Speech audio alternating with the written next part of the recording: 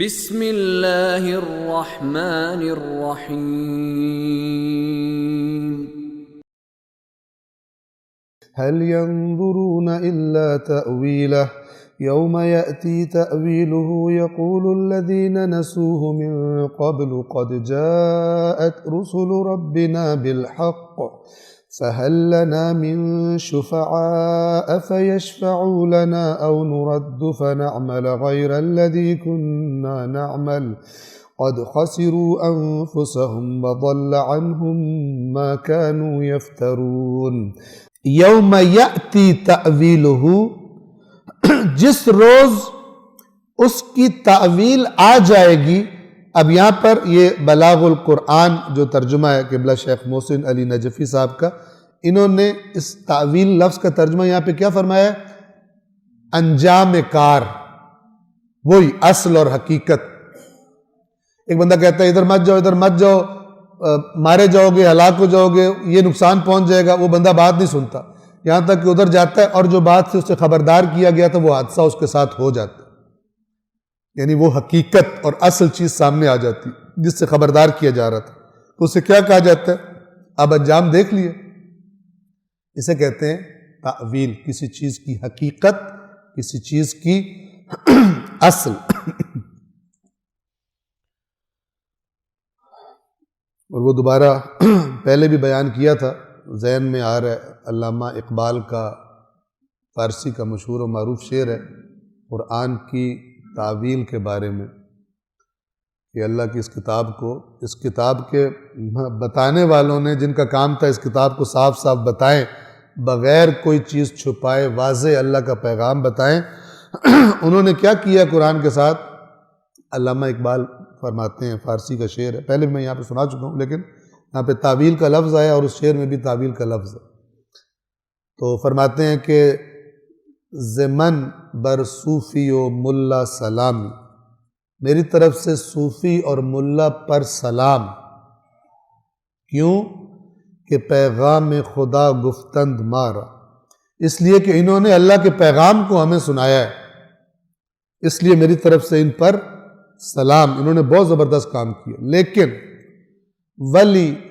لیکن تعویل شان، ان کی تعویلیں اس قرآن کی، ولی تعویل شان در حیرت انداخت خدا و جبرائیل و مصطفیٰ را، لیکن ان کی تعویلوں نے حیرت میں ڈال دیا ہے خدا کو، جبریل کو اور مصطفیٰ کو علیہ السلام۔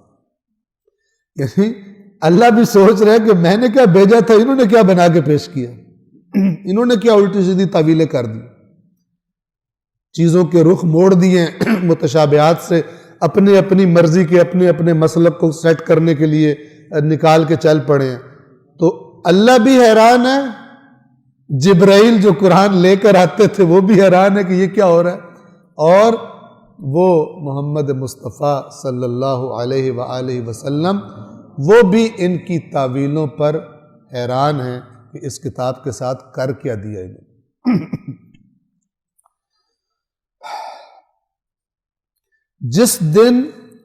جس دن وہ انجام کار یعنی وہ تعویل آ جائے گی، یقول الذین نسوہ من قبل، تو وہ لوگ جو اس سے پہلے اس کو بھولے ہوئے تھے، یہاں پہ مراد قیامت ہے، یاد نہیں تھی، موجیں کر رہے تھے، اللہ کی حدود پہ اعمال کر رہے تھے، اپنی مرضی کی، کوئی ان کو نہیں تھا کہ ہم کس لیے دنیا میں آئے، خدا ہم سے کیا چاہتا ہے، کسی مقصد سے بھیجا ہے ہمیں، بغیر کسی مقصد کے بھیجا ہے، بھولے ہوئے تھے قیامت کو، حساب کتاب کو بھولے ہوئے تھے، تو جو لوگ اس کو اس سے قبل بھولے ہوئے تھے اب کیا کہیں گے؟ قد جاءت رسل ربنا بالحق، بے شک ہمارے رب کے رسول حق لے کر آئے تھے۔ یہ جملہ کل بھی گزرا تھا کہ جنتی جنت میں کہیں گے، جب جنت ان کو عطا ہو جائے گی تو وہ کہیں گے کہ تمام حمد اس اللہ کی جس نے ہماری یہاں تک رہنمائی کر دی، اور اگر وہ نہ کرتا تو ہم یہاں تک ہدایت نہیں پا سکتے تھے۔ وہاں پر بھی یہ جملہ ہے قد جاءت رسل ربنا بالحق، یعنی دیکھ رہے ہوں گے وہ خبر سچی ہو گئی کہ جو اللہ کے نبیوں نے دی تھی، تو کہیں گے ہمارے رب کے رسول حق بات لے کر آئے تھے۔ وہ ہیں جو جنت میں پہنچے، اور یہ وہ کہ جو قیامت کو بھولے ہوئے تھے اور اب ہلاکت میں پڑ گئے قیامت کے آنے پر، اب یہ بھی اقرار کریں گے، لیکن وہ اقرار شکر کا اقرار ہے، اور یہ اقرار کہ شاید اقرار کر کے کوئی چانس مل جائے۔ اب نہیں کہیں گے یہ نہیں ہوتا تو قیامت ہو، یہ فلان، کوئی وہ نہیں کریں گے، کہیں گے قد جاءت رسل ربنا بالحق، کہیں گے ہمارے پروردگار کے پیغمبر حق لے کر آئے تھے۔ اب یہ اعتراف کر کے کس لیے اعتراف کر رہے ہیں؟ تاکہ کوئی راستہ نکل آئے بچت کا۔ ہیں کون لوگ؟ جو اس کے آنے سے پہلے اس کو بھولے ہوئے تھے، اس کو یاد نہیں تھا کہ میرا حساب ہونا۔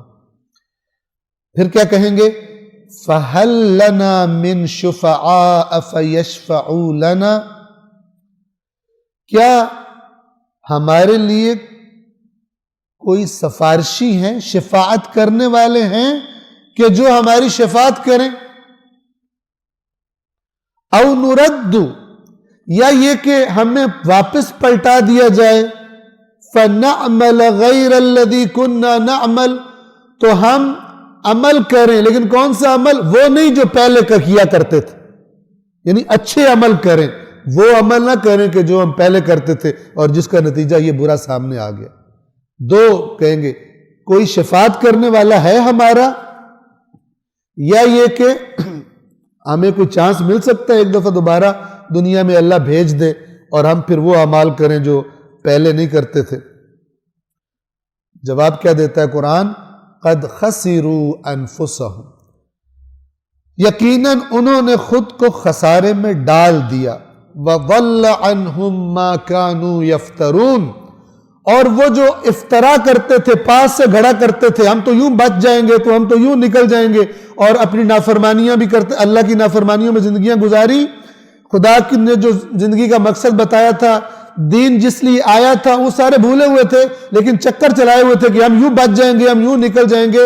جو یہ اللہ پر افترا کیا کرتے تھے، اپنی من گھڑت باتیں کیا کرتے تھے، ضل عنہم، وہ گم ہو گئی ان سے، اور ان کے ہاتھ پلے قد خسروا انفسهم، انہوں نے اپنی جانوں کو ضائع کر دیا، خسارہ کر دیا، ان کے ہاتھ پلے کچھ بھی نہیں بچا۔ یہ جو اللہ تعالیٰ فرماتا ہے نا کہ جو یہ افترا کرتے تھے وہ ان سے گم ہو گیا بار بار، یہ کس بات سے خبردار فرماتا ہے قرآن؟ کہ اللہ کے بارے میں جب بات کرنی ہے، خدا سے نسبت دینی ہے، تو پھر اس نسبت دینے سے پہلے دیکھ لو کہ کہاں سے بات آئی ہے تمہارے پاس، اللہ نے کہا بھی ہے یا اللہ نے نہیں کہا۔ جو کہ جی اللہ تعالیٰ یہ فرماتا ہے آگے سے یس سر کر دو، یہ کب ہوتا ہے؟ جب انسان سنجیدہ نہ ہو اور اپنے دین کی بنیادوں کے بارے میں سنجیدگی سے سمجھنے کی کوشش نہ کی۔ افسوس کہ اکثر کام سنی سنائی پہ چلتا ہے، دین کو سنجیدہ لینے والے لوگ بہت کم ہیں، رسومات کو سنجیدہ لیتے ہیں، حقیقت دین کو سنجیدہ نہیں لیتے۔ یہ جو اللہ تعالیٰ نے کہا یہ کرو، یہ کس لیے کہا ہے؟ پورا دین، پوری تصویر ہے کیا؟ یہ پورا کا پورا پیکج، یہ پورا کا پورا مجموعہ قوانین کا جس کو اسلام کہتے ہیں، یہ چاہتا کیا ہے؟ اس کے ذریعے خدا چاہتا کیا ہے؟ کیوں کہہ رہا ہے اس پر عمل کرو؟ کیوں فرما رہا ہے وَرَضِيتُ لَكُمُ الْإِسْلَامَ دِينًا، میں اسلام کو بطور دین تمہارے لیے انتخاب کر کے راضی ہوں، اور مجھے کوئی طریقہ زندگی کا اس پر میں راضی نہیں ہوں سوائے اسلام کے۔ إِنَّ الدِّينَ عِنْدَ اللَّهِ الْإِسْلَامِ، آئین اللہ کے نزدیک اسلام ہے، اور اسلام کا خلاصہ کیا ہے؟ خدا کو جھکنا، خدا کی اطاعت کرنا۔ جو بھی دین کے نام پہ ایسی بات بتائی جائے، چاہے رسول اللہ کے نام پر، چاہے اہل بیت کے نام پر، چاہے کسی پیر فقیر کے نام پر، جس سے سننے والے کو ہو کہ میں 2 نمبریاں کر کے بھی میں نے بچ جانا ہے، وہ بتانے والا بھی جھوٹا ہے اور جاہل ہے یا بے ایمان ہے، اور سننے والے بھی اصل میں اپنی نفس پرستی، ان کو اپنی خواہش پوری ہوتی مل رہی، اس لیے ان کو مزہ آتا ہے، مزہ آتا ہے کہ میں باہر جا کے جو مرضی کرتا رہوں، اور کیونکہ میں نے سن لیا اور میرا اس مسلک سے میری نسبت ہے، میرے جیسا جنتی تو ہے ہی کوئی نہیں۔ یہودی مزاج بن جاتا ہے بندہ جو اپنے حقیقت دین کو نہ سمجھتا ہو کہ دین آیا کس لیے۔ وہ دین کہ جس کے نمائندے یہ کہہ رہے ہوں، ائمہ کے فرامین میں یہ ہے کہ گناہ کرتے ہوئے یہ مت دیکھنا کہ یہ چھوٹا سا گناہ ہے، چھوٹا سا گناہ ہے، اس ذات کی عظمت کو دیکھنا کہ جس کے سامنے گناہ کر رہے، یعنی اس لیے نہ گناہ کر دینا یہ کون سا کام ہے، یہ چھوٹا سا گناہ، اسے کچھ نہیں ہوتا. گناہ کے چھوٹے ہونے کی طرف توجہ مت کرنا، جس کی نافرمانی کر رہے ہو اس کی عظمت کی طرف توجہ کرنا، تو پھر تمہاری جرأت نہیں ہوگی کرنی.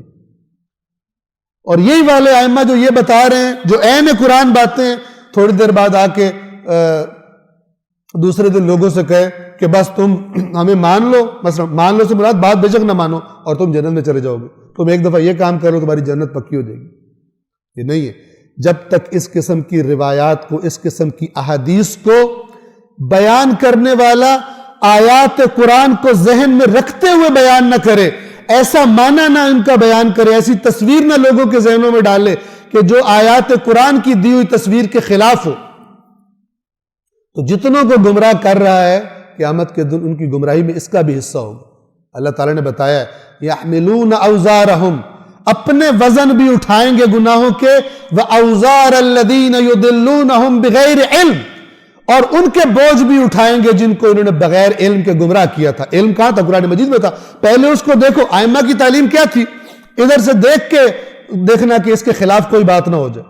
کیوں نہیں دیکھا بیان کرتے ہوئے؟ کیوں ایسی باتیں کی جن کو تم نے دیکھا ہی نہیں قرآن میں؟ ان کی تائید کرتا ہے قرآن یا تائید نہیں کرتا؟ نتیجے میں گمراہی پھیلی، نتیجے میں اللہ کی جو احکام تھے وہ کم اہمیت ہو گئے، اور نام میں اس مسلک سے میں سے نام چھا گئے، اور جو ناموں کی حقیقت تھی وہ گم ہو گئی. یہ کیوں ہوا؟ کیونکہ اللہ کی کتاب کو معاشرے میں جو مقام زندگیوں میں دینا چاہیے تھا وہ نہیں دیا.